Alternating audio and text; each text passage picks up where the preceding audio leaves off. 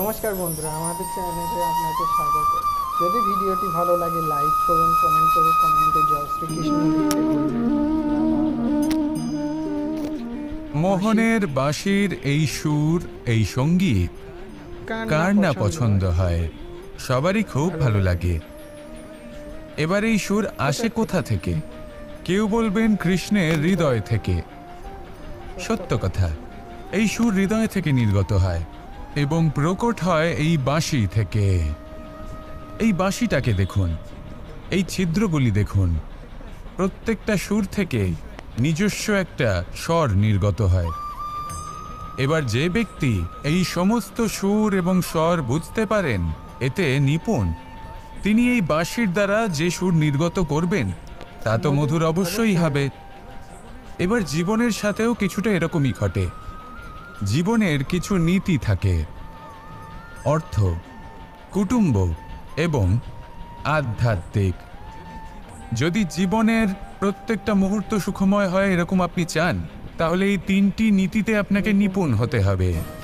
কোনো একটি বিশেষ নীতির প্রতি যদি আপনি বেশি ঝুঁকে পড়েন, তাহলে বাকি দুই নীতি থেকে যা সুখ লাভ করা সম্ভব তা পারবেন না।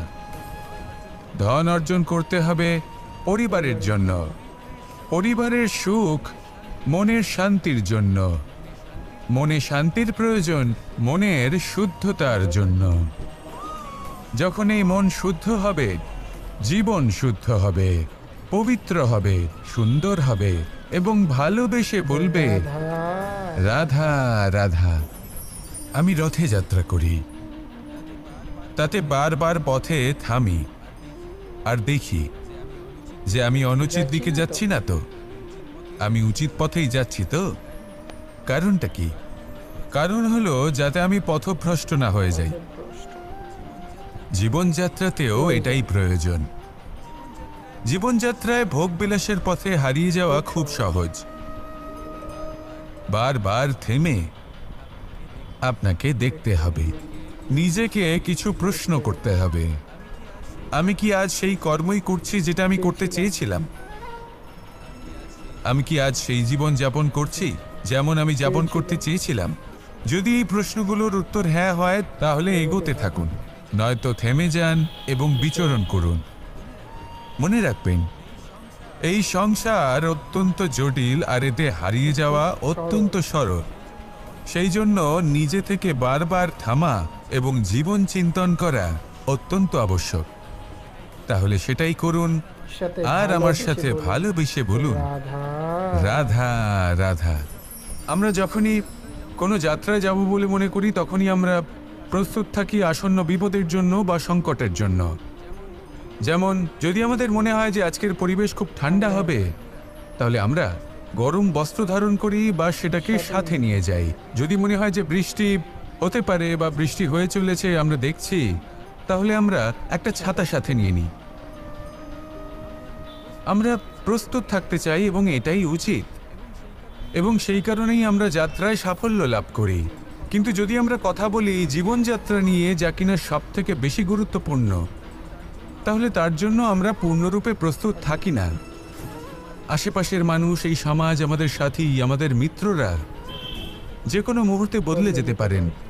সেই জন্য আমরা নিজেদেরকে কখনো সাবধান করি না, কখনোই নিজেদের প্রস্তুত করি না। আমাদের এটা কখনোই মনে হয় না যে এরকম হতে পারে, আর সেই কারণেই শেষে গিয়ে আমরা অত্যন্ত দুঃখ পাই। একটা অমূল্য শিক্ষা আছে যেটা আমাদের লাভ করা উচিত, সতর্ক থাকা উচিত। এই জীবনযাত্রার জন্য শুধুমাত্র এই পরিবেশের বিষয়ে তথ্য সংগ্রহ করা বা তাকে অনুমান করা, এটুকু হলেই চলবে না। আমাদের আশেপাশের মানুষজনকে দেখতে হবে, তাদের স্বভাব পরিস্থিতির ওপর নজর রাখতে হবে। যখন তারা রং পাল্টাচ্ছেন, নজর রাখতে হবে, তা অত্যন্ত আবশ্যক। পরিবর্তন আপনার জীবনে অবশ্যম্ভাবী, সঠিকভাবে তার সম্মুখীন হন। আসুন আমার সাথে ভালোবেসে বলুন, রাধা রাধা। কথায় আছে যে স্বপ্ন এবং লক্ষ্য হলো একটি মুদ্রারই দুটি দিক। যতক্ষণ না স্বপ্ন দেখছেন, ততক্ষণ বুঝবেন কি করে আপনার লক্ষ্য কি? স্বপ্ন দেখে যদি নিজের লক্ষ্য বুঝতে পারেন, সেটা পেতে চান, তবেই সেটা লাভ করতে পারবেন। কিন্তু স্বপ্ন এবং লক্ষ্য এই দুইয়ের মধ্যে একটা ভারসাম্য রয়েছে যেটা বজায় রাখা প্রয়োজনীয়। একে আমরা বলে থাকি পরিশ্রম। দেখুন, যদি আপনি স্বপ্ন দেখতে চান তাহলে পরিশ্রম ত্যাগ করে নিদ্রা লাভ প্রয়োজন, কিন্তু যদি আপনি লক্ষ্য লাভ করতে চান তাহলে আপনাকে নিদ্রা ত্যাগ করে পরিশ্রম করতে হবে। তাই আলস্য ত্যাগ করুন এবং সিদ্ধান্ত নিন যে আপনি কি চান। আপনার জীবনের এই তুলাদণ্ডে স্বপ্নের পাল্লা ভারী হওয়া প্রয়োজন নাকি লক্ষ্যের? আমার মতে এই দুইয়ের মধ্যে যদি ভারসাম্য বজায় রাখেন তবে পথ নিজে থেকেই সামনে আসবে। শুধু সেই পথে অগ্রসর হতে থাকুন এবং আমার সাথে ভালোবেসে বলুন, রাধা রাধা। ঈশ্বর আসলে কে? সংসারের বেশিরভাগ মানুষের কাছে ঈশ্বর হলেন এই সংসারের রচয়িতা, পালনকর্তা। কারোর কাছে উনি জ্ঞাতা, কারোর কাছে উনি হলেন আস্থার প্রতীক, আবার কারোর জন্য শুধুমাত্র অন্ধ বিশ্বাস। কিন্তু এই ঈশ্বর কি কোনো শরীর, নাকি একটা বোধ, নাকি শুধুই শ্রদ্ধা? ঈশ্বর হলেন তিনি যিনি হলেন আপনার ইষ্ট। সেই জন্যই তো গুরু, মাতা, পিতা এনাদেরও ঈশ্বরই বলা হয়েছে। যাদেরকে আমরা ঈশ্বর বলে মনে করি, যারা আমাদের ইষ্ট, তারা আমাদের একটি পথ দেখান, একটি দিকে চালিত করেন। সেই পথে চলে আপনি শুভ কর্ম করতে পারেন। আর যখন কোনো ব্যক্তি তার ঈশ্বরের আদেশ পালন করেন তখন সে নিজে থেকেই শুভ পথে অগ্রসর হয়ে যান। বেশ কয়েকজন মানুষ ঈশ্বরের ওপর আস্থা রাখেন এবং ভাবেন যে অনুচিত কোনো কাজ করা উচিত নয়, ঈশ্বর দেখছেন। ওনারা ভয় পান যে কোনো অনুচিত কর্ম করলে কে জানে তার পরিণাম কি হবে। এমন অনেক ব্যক্তি রয়েছেন যারা ঈশ্বরকে বিশ্বাস করেন এবং জানেন যে ঈশ্বর তাদেরকে দেখছেন। তাই যে যে শুভকর্ম ওনারা করেছেন তার ফল তারা অবশ্যই পাবেন। এবার আপনি ভয় পেয়ে ঈশ্বরকে বিশ্বাস করবেন নাকি বিশ্বাসের দ্বারা ঈশ্বরকে বিশ্বাস করবেন, সেই সিদ্ধান্ত আপনারই। কিন্তু হ্যাঁ, যদি আপনার মনে ঈশ্বরের জন্য কোনো স্থান থাকে, যদি আপনার কোনো ইষ্ট থাকেন, যদি আপনি কাউকে ঈশ্বর মনে করেন যার প্রত্যেক আদেশ আপনি পালন করে থাকেন, তাহলে বলি ঈশ্বর কখনো আপনাকে অনুচিত পথে চালিত করবেন না। আসুন আমার সাথে ভালোবেসে বলুন, রাধা রাধা। আপনারা সবাই একটা গাছের পাতাকে দেখুন। যতক্ষণ পর্যন্ত গাছের সাথে, মানে গাছের ডালের সাথে জুড়ে থাকে, সে সবুজ থাকে, বাতাসের সাথে সে নড়তে থাকে। যতক্ষণ পর্যন্ত ও সূর্য থেকে পাওয়া রশ্মির শক্তি গাছে পৌঁছে দেয় ততক্ষণ ও ডালের সাথে যুক্ত থাকে।